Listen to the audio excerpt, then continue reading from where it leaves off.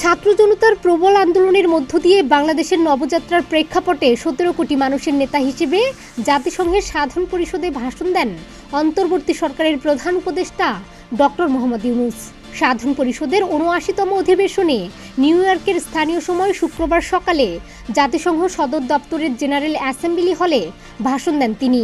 প্রধান উপদেষ্টা তার ভাষণে বৈষম্য বিরোধী ছাত্র আন্দোলনের প্রেক্ষাপট এবং এর মাধ্যমে বাংলাদেশে সংগঠিত যুগান্তকারী পরিবর্তনের কথা তুলে ধরেন।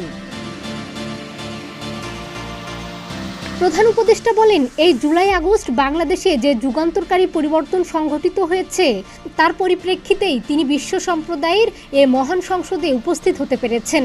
গণমানুষের, বিশেষ করে তরুণ সমাজের অফুরান শক্তি আমাদের বিদ্যমান রাষ্ট্র কাঠামো ও প্রতিষ্ঠানগুলোর আমূল পরিবর্তনের এক নতুন সম্ভাবনার দ্বার উন্মোচন করেছে বলে জানান তিনি।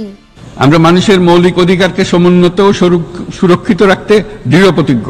আমাদের দেশের মানুষ মুক্তভাবে কথা বলবে, ভয়ভীতি ছাড়া সমাবেশ করবে, তাদের পছন্দের ব্যক্তিকে ভোট দিয়ে নির্বাচিত করবে। এটাই জাতির আকাঙ্ক্ষা এবং এটাই আমাদের লক্ষ্য। বিচার বিভাগের স্বাধীনতা সংরক্ষণ ও সাইবার ডোমেইন সহ গণমাধ্যমের স্বাধীনতা সুসংহতকরণে আমরা প্রতিজ্ঞাবদ্ধ। আমাদের একজন কৃষক বা একজন শ্রমিকের সন্তানও যেন সমাজের সর্বোচ্চ শিখরে পৌঁছতে পারে, সেই লক্ষ্যে বিশালকার অবকাঠামো নির্মাণের বদলে স্বাস্থ্য ও শিক্ষা খাতে বরাদ্দ বৃদ্ধির আমরা গুরুত্ব আরোপ করছি। দায়িত্ব গ্রহণের পর অন্তর্বর্তী সরকারের বিভিন্ন পদক্ষেপের কথা তুলে ধরে অধ্যাপক ইউনূস বলেন, মাত্র 7 সপ্তাহের মধ্যে আমাদের সরকার বিভিন্ন গুরুত্বপূর্ণ পদক্ষেপ গ্রহণ করেছে। তিনি বলেন, দায়িত্ব গ্রহণের 2 সপ্তাহের মধ্যে গুম প্রতিরোধে যে আন্তর্জাতিক কনভেনশন রয়েছে তাতে যোগদান করেছেন। এর আশু বাস্তবায়নের জন্য প্রয়োজনীয় দেশীয় আইন ও বিধি প্রণয়ন বর্তমান প্রক্রিয়াধীন রয়েছে। গত 7 সপ্তাহের মধ্যে আমাদের সরকার বিভিন্ন গুরুত্বপূর্ণ পদক্ষেপ গ্রহণ করেছে।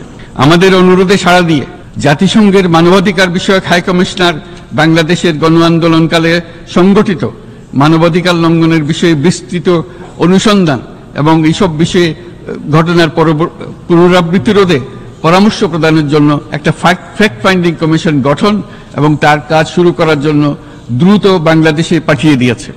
দায়িত্বভার গ্রহণের 2 সপ্তাহের মধ্যে আমরা গুম প্রতিরোধে যে আন্তর্জাতিক কনভেনশন রয়েছে তাতে যোগদান করেছে।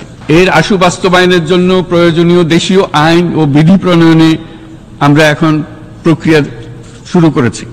বাংলাদেশে গত 1.5 দশকে যে সমস্ত গুমের অভিযোগ রয়েছে সেগুলো তদন্ত করার জন্য একটি তদন্ত কমিশন এই মুহূর্তে কর্মরত আছে।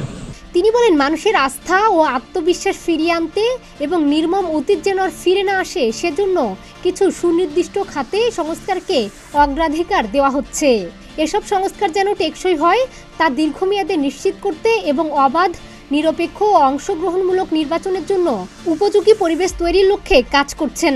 মানুষের আস্থা, আত্মবিশ্বাস ফিরিয়ে আনতে এবং নির্মম অতীত যেন আর ফিরে না আসে কোনোদিন, সেই জন্য আমরা কিছু সুনির্দিষ্ট খাতে সংস্কারকে অগ্রাধিকার দিয়েছি। সেই লক্ষ্যে আমরা বিদ্যমান নির্বাচন ব্যবস্থা, সংবিধান, বিচার ব্যবস্থা, জনপ্রশাসন, আইন শৃঙ্খলা ব্যবস্থা সংস্কারের জন্য স্বাধীন কমিশন গঠন করেছি। সংবাদপত্র ও গণমাধ্যমের সংস্কারের জন্যও পৃথক কমিশন সহ আরো কয়েকটি বিশেষ বিষয়ে কমিশন গঠন প্রক্রিয়াধীন রয়েছে। তিনি বলেন, বাংলাদেশ যেসব আন্তর্জাতিক, আঞ্চলিক এবং দ্বিপাক্ষিক চুক্তির পক্ষভুক্ত সেগুলো প্রতিপালনে আমাদের সরকার বদ্ধপরিকর। জাতিসংঘ সহ বহুপাক্ষিক বিশ্ব কাঠামোতে বাংলাদেশের সক্রিয় অংশগ্রহণ ও অবদান অব্যাহত থাকবে।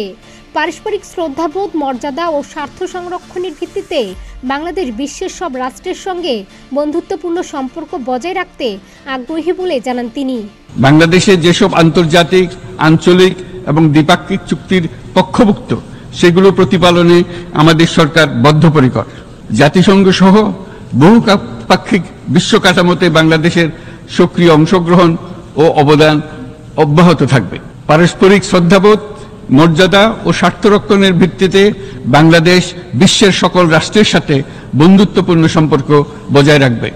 এর আগে ভাষণের শুরুতেই ডক্টর মোহাম্মদ ইউনূস জাতিসংঘের ম্যান্ডেটকে সমুন্নত রাখা এবং বৈশ্বিক সংকটগুলো নিরসনে দৃঢ় প্রত্যয় ও সাফল্যমণ্ডিত নেতৃত্বের জন্য মহাসচিব অ্যান্তোনিও গুতেরেসকে আন্তরিক সাধুবাদ জানান।